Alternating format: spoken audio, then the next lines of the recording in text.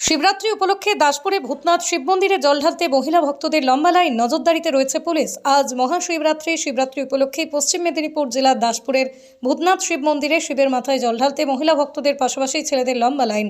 স্বামী সন্তানের মঙ্গল কামনায় শিবের মাথায় জল ঢালেন, এমনটাই জানাচ্ছে ভক্তরা। মন্দিরে নজরদারিতে রয়েছেন দাসপুর থানার পুলিশ।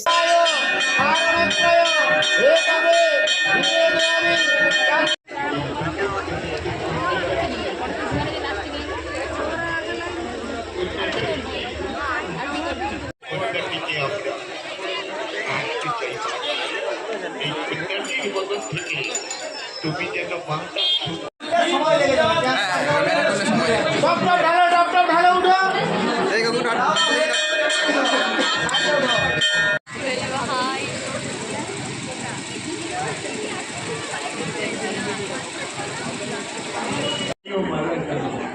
আর তুমি আমার ঘরে পুত্রবতী হয়ে এলে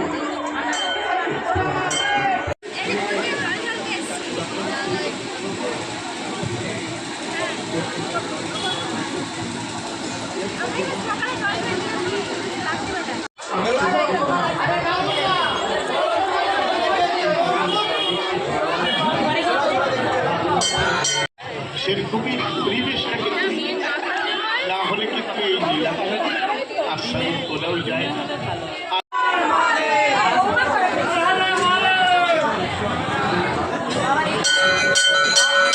কানে শুনলাম তুমি নাকি তোমার মায়ের গর্ভে ছিলে, 9 মাস তোমার বাবা মারা গেল। তোমার মা যদি থাকে মন দিয়ে যদি সমস্ত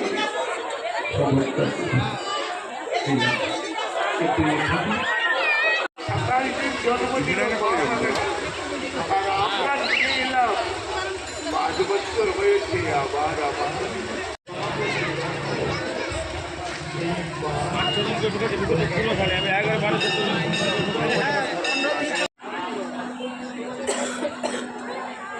কিন্তু বৌমাকে ঘরের দিন আমরা ভোগ করবো। আর যখন চুক্তি ফুরিয়ে যাবে, লেখা ফুরিয়ে যাবে, যে যার ঘরে আমাদের ফিরে যেতেই তুমি